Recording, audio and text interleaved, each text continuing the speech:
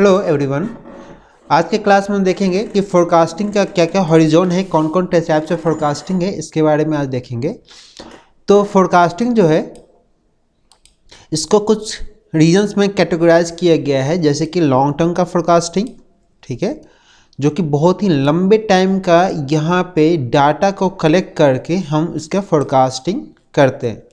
Forecasting से क्या समझते हैं कि आगे का अनुमान लगाना, जैसे कि वेदर का हम फोरकास्टिंग करते हैं, वेदर क्या होगा आने वाले टाइम में, आज क्या होगा, 1 घंटा बाद क्या होगा, कल क्या होगा, 1 वीक के बाद क्या होगा और 10 साल बाद क्या होगा। इसका अनुमान कैसे लगाते हैं? प्रीवियस डाटा से कलेक्ट करके और अभी का कुछ सैटेलाइट डाटा से हम कलेक्ट करके इसका अनुमान लगाते हैं, ठीक है। तो जैसे कि बहुत सा दिक्कत है, जैसे ग्लोबल वार्मिंग है, तो ग्लोबल वार्मिंग का अगर हमको पता करना है कि आज से 50 साल बाद क्या सिनेरियो होगा, अगर इसी स्थिति में रहें, तो उसका डाटा कहाँ से कलेक्ट करेंगे? प्रीवियस डाटा से देख के कि कितना इंक्रीज हुआ है पिछले 50 साल में, उसके अनुसार आगे हम अनुमान लगाते हैं। सिमिलर वे में कि अगर पावर सिस्टम में जब फोरकास्टिंग करेंगे तो यहाँ पे प्रीवियस डाटा को कलेक्ट करके हम यहाँ पे अनुमान लगाते हैं, ठीक है। उसके बाद नेक्स्ट में आएगा medium term forecasting. Medium term forecasting में यहाँ पे आपको 1-2 साल का डाटा को हम कलेक्ट करते हैं, या कुछ महीने के पीछे का डाटा को हम कलेक्ट यहाँ पे करेंगे, ठीक है। और इस किसके लिए है? एक कैसा ऑपरेशनल है, कैसे इसको ऑपरेट करें विद सीजन के अनुसार, ठीक है, सीजन या वेदर चेंज के अनुसार कैसे हम ऑपरेट करें, इसके बारे में हम यहाँ पे स्टडी करते हैं। जैसे सीजन यहाँ पे चेंज होगा, समर सीजन, विंटर सीजन, ठीक है, रेनी सीजन, तो किस सीजन में कितना लोड यहाँ पे डिमांड है, उसके बारे में हम कहाँ से देखेंगे? इसके थ्रू हम यहाँ पे देखेंगे, ठीक है। और उसके अनुसार हम यहाँ पे ऑपरेट करेंगे कि कितने जनरेटर यहाँ पे ऑन होगा, किस टाइम में, कैसे लोड को हम ट्रांसफ़र करेंगे, कैसे यहाँ पे किस ट्रांसमिशन लाइन को यूज करेंगे, इसके बारे में कहाँ से पता करेंगे? कि पिछले 1-2 साल के डाटा को हम यहाँ पे स्टडी करके हम आगे के इसको यूज में ले सकते हैं, ओके। ये हमेशा रहता है कि प्रेजेंट सिनेरियो जरूरी है कि अभी क्या हो रहा है, पर पिछले डाटा से एक अनुमान यहाँ पे लगा सकते हैं, ओके। नेक्स्ट यहाँ पे है कि short term forecasting. Short term forecasting है क्या है? कुछ वीक का या कुछ दिन का यहाँ पे पिछले डाटा को हम स्टडी करते हैं और उसके अनुसार हम इसको ऑपरेशनल प्लानिंग के लिए यूज करते हैं, ठीक है। कि पिछले वीक में कितना लोड था, वीक में मान के चलो कि अगर मौसम बदल रहा है सुबह से लेकर शाम या टाइम के अनुसार, तो यहाँ पे हम क्या स्टडी करेंगे कि यहाँ पे वेदर के अनुसार, वेदर अगर चेंज हो रहा है, ठीक है, तो उसके अनुसार कितना यहाँ पे डिमांड है, इसके बारे में हम यहाँ पे स्टडी करेंगे, ओके। और वेरी शॉर्ट में है क्या है कि आज के टाइम, आज सुबह से लेकर शाम या पिछले 24 आवर्स का यहाँ पे डाटा को कलेक्ट करके हमें पता करेंगे कि कितने इंडस्ट्री यहाँ ऑन है, कितने हाउस होल्ड में कितने जा रहे हैं, डोमेस्टिक रीजन में कितने, कमर्शियल में जा रहे हैं, उसको स्टडी करके हम यहाँ पे ऑपरेट करते हैं, ठीक है। तो चारों चीज़ यहाँ पे इम्पॉर्टेंट है। चारों चीज़ इम्पॉर्टेंट इन द सेंस ऐसा है कि ए है शॉर्ट टर्म के लिए इफेक्ट करेगा, आज का है तो आज के लिए इफेक्ट करेगा, इसके लिए थोड़ा सा लंबे टाइम के लिए देखेंगे, ठीक है, कि अगर लोड इंक्रीज हो रहा है तो नेक्स्ट वीक में क्या होगा। मंथली या ईयरली बेसिस पे है कि अगर हम ट्रांसमिशन लाइन हम डिजाइन करते हैं या नया जनरेशन पावर हम डिजाइन करते हैं, तो कुछ सालों बाद क्या इसका असर होगा, क्या पूरे लोड को ये मतलब सप्लाई कर पाएगा या नहीं, इसके बारे में यहाँ स्टडी करते हैं, ओके। और ये हो गया काफ़ी लॉन्ग टाइम के लिए, 100 मतलब डिकेड के लिए या फिर मतलब 100 ईयर्स के लिए यहाँ पे हम स्टडी करके आगे का प्लानिंग इसमें करते हैं। तो ये है सिनेरियो। अब आते हैं इसके बारे में डिस्कस करते हैं कि लॉन्ग रेंज फोरकास्ट के बारे में कि इसमें क्या क्या है, ओके।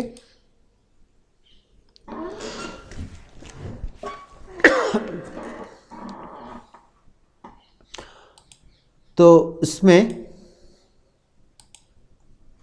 लॉन्ग रेंज फोरकास्ट में अगर देखें तो इसमें अगर क्या करते हैं कि यह लंबे टाइम के लिए, ठीक है, कुछ ईयर्स के लिए यहाँ पे हम डिजाइन करते हैं, प्लान करते हैं।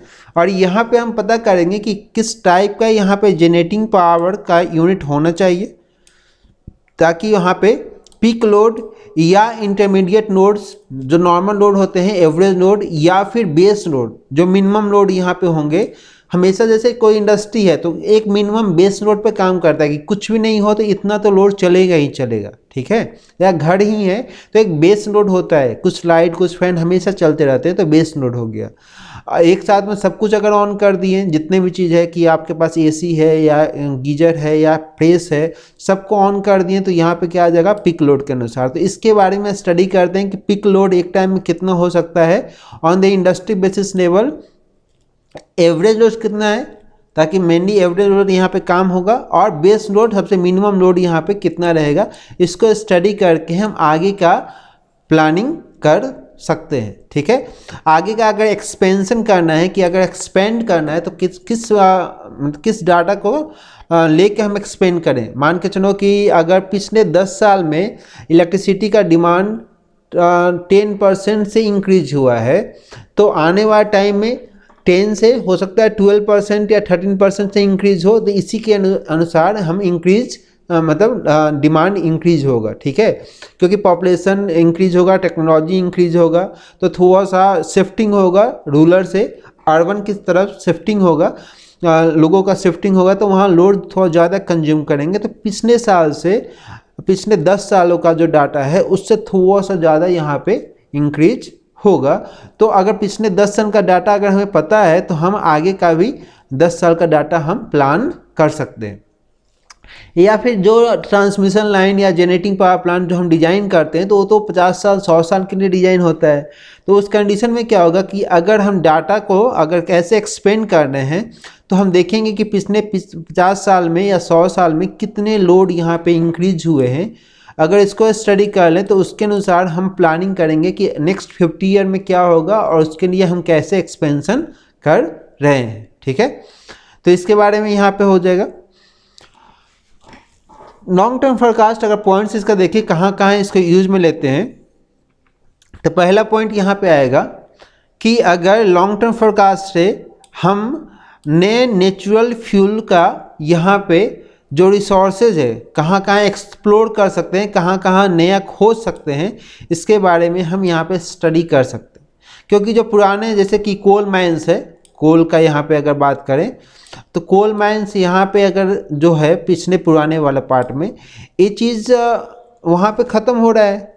या पेट्रोलियम है, पेट्रोलियम उस जगह पे जहाँ पे माइनिंग पहले था पेट्रोलियम, तो वहाँ पे ख़त्म हो रहा है। अब नए जगह हमको खोजना है, ठीक है। तो नए जगह खोजना है, कितनी जगह खोजना है, कितना वहाँ पे मशीनरी रखना है, क्योंकि यहाँ पे एक जगह माइनिंग करने में अरब रुपया मतलब बहुत ज़्यादा अमाउंट ऑफ रुपीज़ यहाँ पे एक्सपेंडिचर होता है, बहुत टाइम कंज्यूमिंग होता है, बहुत ज़्यादा मैन पावर लगता है, ठीक है। तो इसके अनुसार, और ऐसा नहीं है कि हर जगह यहाँ पे हम करते हैं तो सक्सेस नहीं होता है, किस बहुत जगह फेल भी हो जाता है कि जितना हम उम्मीद करते हैं उतना यहाँ पे पेट्रोलियम यहाँ पे मिलता नहीं है। तो इस चीज़ को अगर देखें तो यहाँ पे जो नेचुरल फ्यूल है इसके एक नया जगह हम एक्सप्लोर करते हैं ताकि आने वाले टाइम के नीड्स के अनुसार हम उसको फुलफिल कर सकें, ओके। कुछ अगर हाइड्रो की अगर बात करें तो वाटर रिसोर्सेज की अगर बात करें, जहाँ पे हम डैम सही से कंस्ट्रक्ट कर दें। डैम कंस्ट्रक्ट करने के लिए अगर डैम हमें कंस्ट्रक्ट करना है तो पता है कि अगर यहाँ पे हम डैम अगर बना दें डायरेक्टली तो क्या होगा, पानी अगर यहाँ पे हाइट ज़्यादा बना देंगे इस पॉइंट पे, तो इस पॉइंट पे क्या होगा, यहाँ पे इस कंडीशन में पानी इधर से फ्लो होना शुरू कर देगा, इधर, ठीक है, इधर या इधर। तो हमें ऐसा जगह वाटर रिसोर्सेज का देखना है जहाँ पे यहाँ पे पहाड़ी इलाका साथ में रहे, जिससे कि पानी यहाँ पे रुका हुआ रह सके, ठीक है।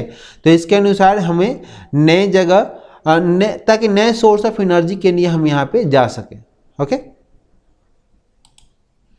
नेक्स्ट आते हैं इसमें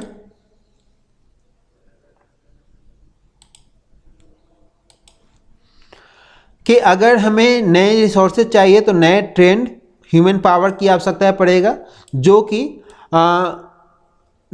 अगर नए टेक्नोलॉजी वहाँ पे यूज़ करें या नए टेक्नोलॉजी अगर नहीं भी यूज़ करें, पुरानी टेक्नोलॉजी, तो यहाँ पे जो ट्रेंड है, क्योंकि सिर्फ मजदूरी ही नहीं है, इसमें बहुत सारा टेक्नोलॉजी यहाँ पे रहता है जिसके बारे में हमको जानकारी होना चाहिए। अगर देखिए जैसे एग्जांपल के समझें कि जो हाई स्पीड ट्रेन है, जैसे बुलेट ट्रेन है, ठीक है, जो टेक्नोलॉजी पर चलते हैं, मैग्नेटिक लेविएशन के टेक्नोलॉजी पर चलते हैं, ठीक है, तो जापान में, चाइना में, तो ये बहुत सालों से यहाँ पे हाई स्पीड पे चल रहे हैं, लेकिन इंडिया में अभी तक नहीं आया है।